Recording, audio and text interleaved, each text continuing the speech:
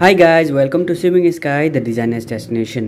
So आजको भिडियोमा म तपाईलाई सिकाउने छु as I promised you before that I'm gonna make fabric flower. Okay, पहिलाको भिडियोमा मैले तपाईलाई पेपर कट गरेर देखाएको थिए. अब म in another way I'm gonna make one fabric flower which is very easy. Okay, so तपाईलाई म त्यो देखाउन गइरहेको छु.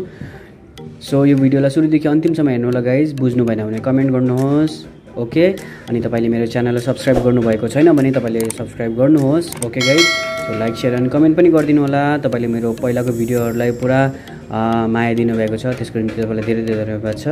अब हामी without any due let's get started.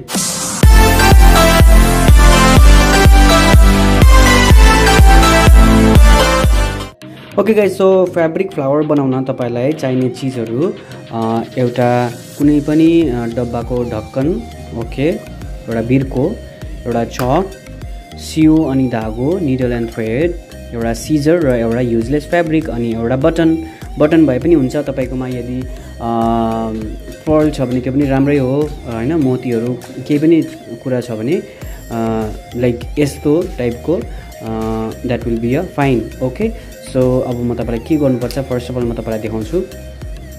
First of all तपाईले के गर्नुपर्दैन, यी सबै कुरालाई साइडमा राखौं हामी एकछिन. ओके, अब हामी फर्स्ट अफ अल के गर्ने छौ, यो जुन चाहिँ लुगा छ इट्स माई युजलेस. ओके, एउटा अब यसलाई म यहाँबाट यो ढक्कन राख्ने लुगामाथि. ओके, एकदम म त कर्नरदेखि स्टार्ट गर्छु because this is my useless. So यसलाई यसरी नै ट्रेस गर्ने. ओके, यसरी यसको डल्लो शेप बनाउने, यो ढक्कनको डल्लो शेप एटलिस्ट 4टा. यदि तपाईले 6वटा बनाउन सक्नुहुन्छ भने 6वटा बनाउँदा पनि हुन्छ, तर म अहिलेको लागि चाहिँ 4टा बनाउँछु just to show you how to make fabric flower भनेर. यो एउटा भयो. Okay, this is 1. Okay guys, so start गर्नुभन्दा पहिला म तपाईलाई भनिदिउँ एउटा कुरा.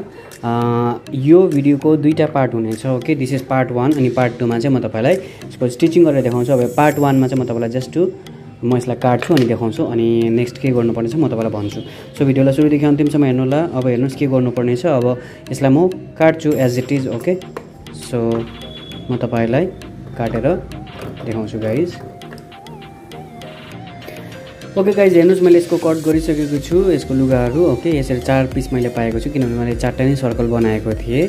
ओके, सो मैले 4टा पिस पाएको छु. ओके, अब यो 4टा पिसलाई के गर्नुपर्ने छ म तपाईलाई देखाउँछु.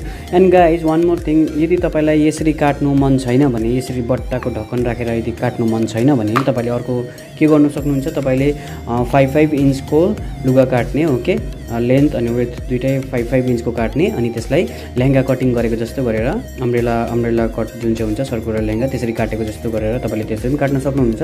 ओके, यदि तपाईलाई यसरी काट्नु मन छैन भने. Okay guys, so this is my part 1. अब म पार्ट 2 मा तपाईलाई यसरी कसरी सिलाउने अनि नेक्स्ट के गर्ने म तपाईलाई पार्ट 2 मा भन्छु. सो यो भिडियोलाई सुरुदेखि अन्तिमसम्म हेरिदिनु भएकोमा धन्यवाद छ. अनि तपाईले यो भन्दाको पहिलो भिडियो हेर्नु भएको छैन भने माथिको आई बटनमा लिंक छ, त्यसलाई क्लिक गरेर अहिले नै त्यो भिडियो हेर्न सक्नुहुनेछ. So thank you for watching guys and thank you for your love and support. यसरी नै माया गरिरहनु होला. अब म नेक्स्ट भिडियोमा म तपाईलाई यसको स्टिचिङ सिकाउँछु. So till then good bye. Thank you for watching once again. Okay guys, bye. See you in my next video. Be safe.